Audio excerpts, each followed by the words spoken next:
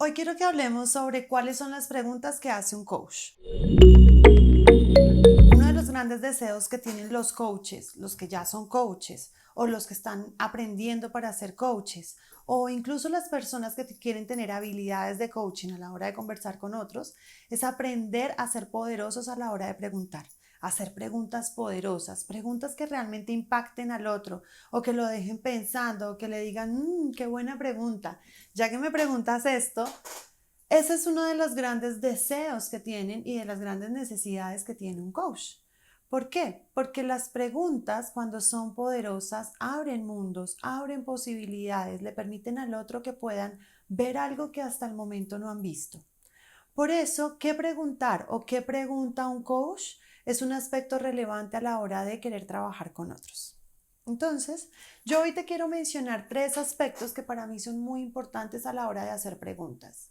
Si bien es cierto que hay muchas técnicas y hay maneras en las que podemos preguntar y hay demasiados estudios al respecto, yo creo que cada una de estas, tal vez vamos a hablar solamente de unas hoy, pero cada una de ellas son importantes a la hora de preguntarnos qué tanto hago yo preguntas poderosas. Una de mis maestras dice que no es hacer preguntas poderosas, sino preguntar poderosamente, porque es una manera de preguntar, es una manera de estar en la relación con el otro y de generar algo en esa relación con la otra persona. Yo te quiero hablar de tres aspectos, como ya te dije, y te voy a mencionar el primero de ellos.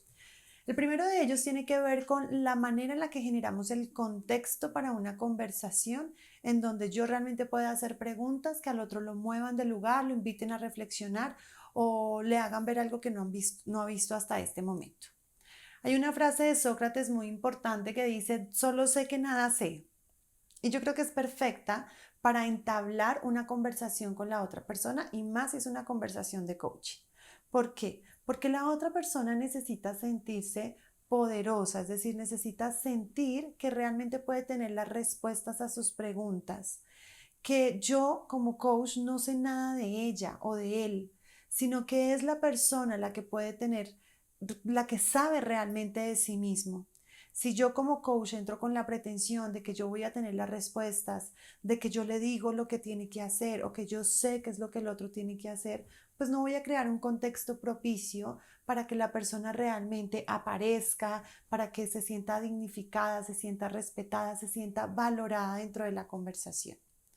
Y cuando nosotros buscamos coaching, cuando una persona va a buscar coaching, lo hace porque quiere tener más poder personal, porque quiere conquistar algo extraordinario en su vida, porque quiere lograr objetivos que se ha trazado, porque necesita ayuda para que no solamente eso que ha declarado se cumpla, sino que además dentro de los estándares que lo está declarando y sentirse y cuidarse a sí misma en medio del ejercicio de lo que está consiguiendo o de lo que ha declarado para su vida.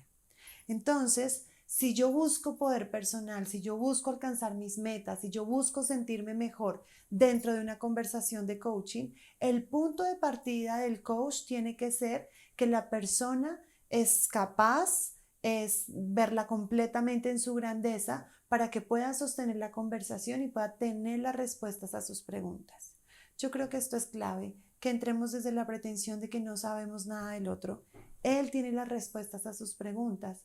Yo lo acompaño con preguntas sobre qué quiere, qué le gustaría, cómo se visualiza, qué pasaría con él o con ella si cumple este objetivo.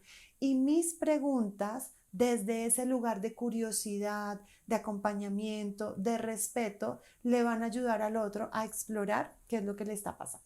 Y entonces aquí hablemos de las preguntas, que es el segundo punto que me gustaría mencionarles hoy.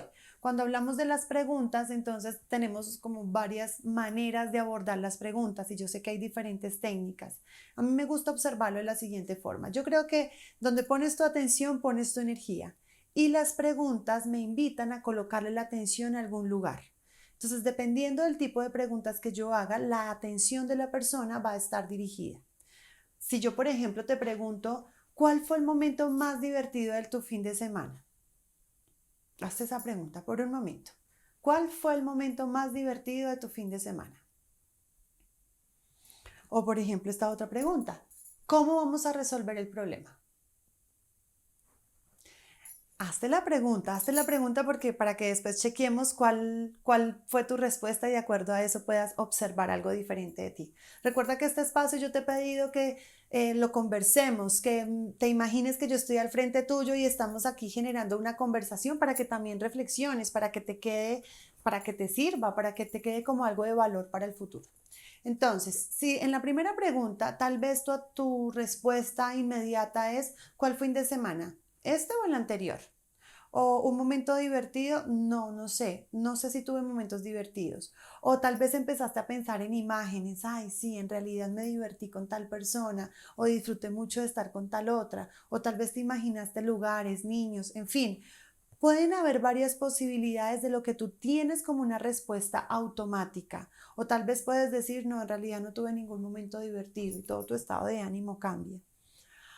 Y por ejemplo, en la otra pregunta, cuando te digo cómo vamos a resolver este problema, tal vez puedes decir de qué problema me estás hablando. Tengo un problema o tal vez todo tu cuerpo se decae y dices, sí, no sé cómo lo voy a solucionar.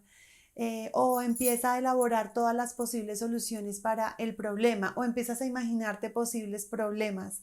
En fin, hay muchas posibilidades, pero cada una de estas posibilidades van enmarcadas por la pregunta que yo te acabo de hacer. En una te estoy hablando de un momento del pasado y de algo especial y en la otra te estoy pidiendo un proceso o una solución a algo. Entonces, si nosotros pensamos que donde colocamos la atención ponemos la energía, a mí me gusta clasificar las preguntas en preguntas de apertura y preguntas de profundidad. Cuando yo tengo una pregunta de apertura, entonces coloco mi energía en determinados lugares. Estas son las preguntas más comunes que tenemos como qué, quién, cuándo, dónde, por qué, para qué. Son todas preguntas abiertas. ¿Por qué preguntas abiertas? Porque son preguntas que me abren posibilidades, me abren la conversación. Cuando yo veo una pregunta cerrada, es una pregunta que me da la posibilidad del sí o el no. ¿Te gusta? Sí o no me gusta.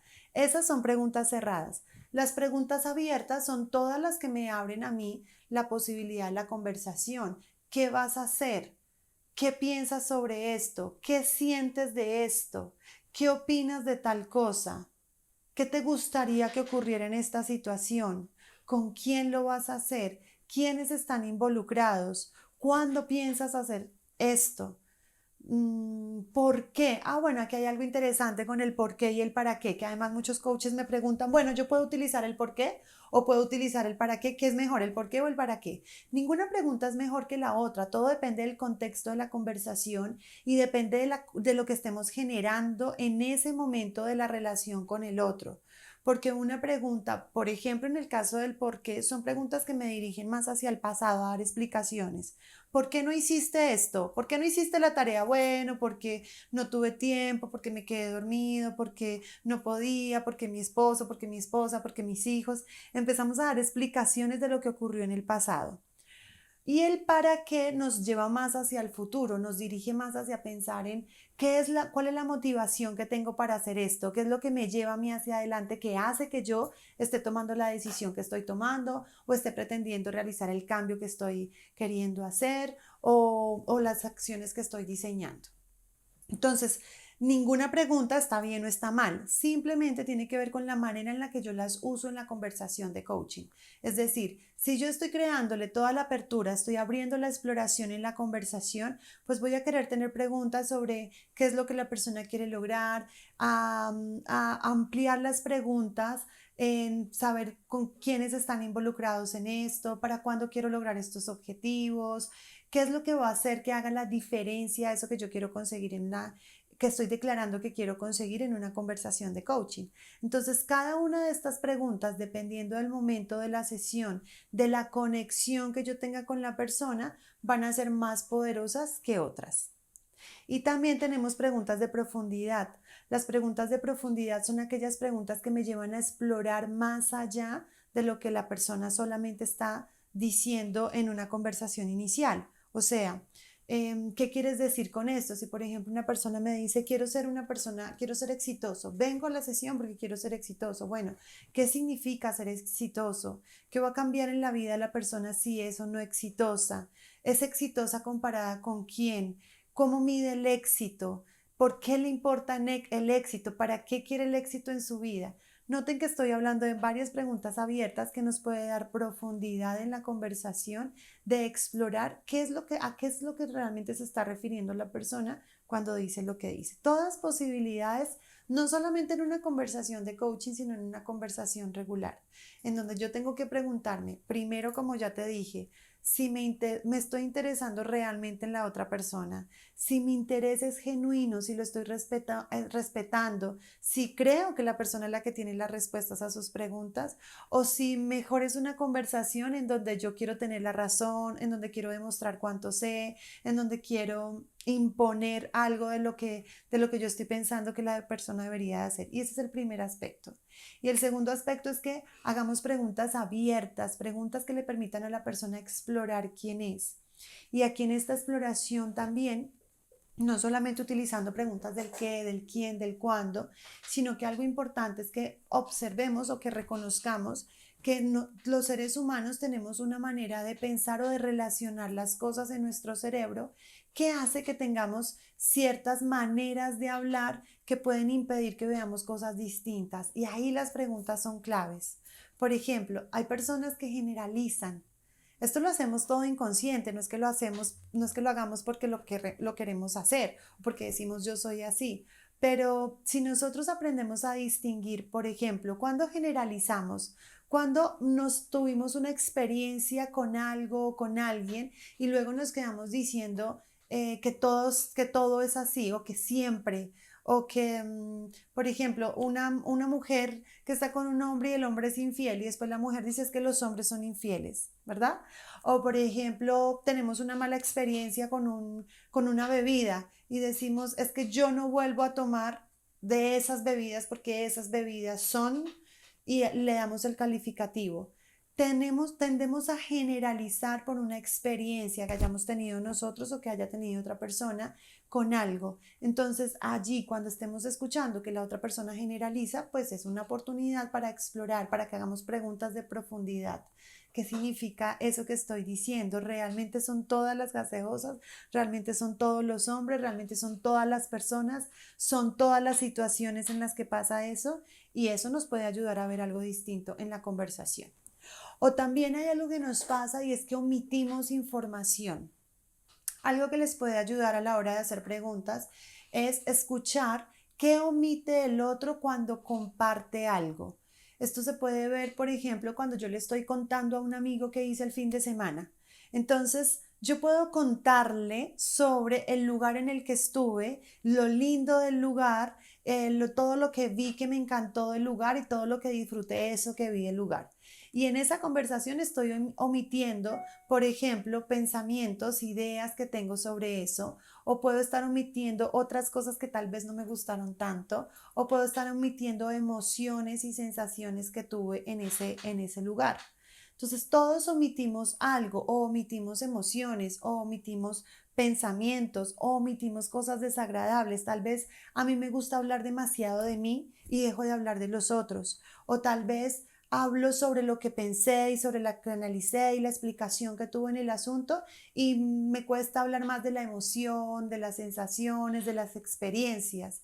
¿Qué es lo que omitimos en la conversación? ¿Qué es eso que yo estoy omitiendo en la conversación cotidiana que me puede ayudar a pescarme me doy cuenta que yo la mayoría de las veces hablo, por ejemplo, de emociones, de lo que siento y no hablo de lo que pienso o no doy muchas razones o explicaciones o al contrario, estoy lleno de explicaciones, lleno de metodologías, pero poco hablo de mí, de lo que me pasa realmente, de lo que siente mi cuerpo, de lo que estoy sintiendo emocionalmente. Cada uno de nosotros omite algo, entonces que puedas escuchar que está omitiendo el otro también te va a ayudar a hacer preguntas que le puedan ayudar a hacer el mapa completo, ayudar a encontrar cuál es la coherencia en toda la conversación. Y lo otro que me gustaría mencionarte, que también me parece clave a la hora de hacer las preguntas o de saber qué preguntas hacer, es las relaciones que hacemos. Nosotros hacemos relaciones, y noten que yo te estoy hablando de manera generalizada, pero en realidad la manera como el cerebro organiza la información para que de manera automática nos sea más fácil tomarlas. Recuerden que el cerebro arma sus hábitos y de acuerdo a eso lo va repitiendo. Entonces, una de las maneras es, por ejemplo, relacionar una cosa con la otra. Yo puedo relacionar, por ejemplo, que si una persona es delgada, entonces es atlética, o que si una persona es gorda, le gusta la comida, o que si una persona es alegre, entonces tal cosa, o que si una persona es doctor, entonces esto. Y tiendo a hacer A igual a B en la relación que tengo con los otros. Entonces voy a hacer afirmaciones o voy a hacer juicios que me los vivo como que así es una determinada situación. Es importante que distingamos cuáles son estos aspectos que yo tengo relacionados. Si pasa esto, entonces tiene que pasar esto. Si me quiere, entonces me besa, o si me quiere, me abraza, o si me quiere, me dice que me quiere, y si no me dice que me quiere, es que no me quiere. Yo sé que con algunos de estos ejemplos te vas a sentir identificados para que digas, entonces será que qué es lo que yo omito o qué es o cuáles son las relaciones que yo hago. En esas relaciones también nos ayuda a explorar o nos da una ventana de exploración sobre la manera en la que la persona está viendo lo que le pasa. Entonces, ya te hablé de los dos puntos principales. El primero es el contexto que creamos. El segundo tiene que ver con qué me puede ayudar a mí a hacer preguntas, hacia dónde quiero dirigir la atención de la persona con la que estoy conversando para ser más efectivo a la hora de preguntar. Y la tercera, que me parece también muy importante y como te digo, no es lo único, seguramente en otro video estaré compartiéndote algo más, es que, ¿qué me pasa a mí con la respuesta del otro? Es decir, ¿qué hago después de que hago la pregunta? Yo hago la pregunta y estoy esperando que el otro conteste lo que yo creo que va a contestar. Si contesta algo que se sale de pronto de lo que yo estaba pensando, ¿cómo actúo? O hago una pregunta y luego hago otra y luego hago otra y luego hago otra y es como que lleno a la persona de preguntas y de preguntas y de preguntas y la persona queda así como demasiado abrumada de todas las preguntas que le hago. Entonces también es importante que cuidemos nuestra manera de estar, nuestra energía, el interés genuino, la confianza que genera una relación de coaching para que cuando el otro pregunta, cuando yo le hago la pregunta a la persona, le permita que ocurra la respuesta, le permita que esté todo este proceso de reflexión, de introspección de la pregunta y confíe en el ritmo y en la pausa a la hora de contestar estas preguntas.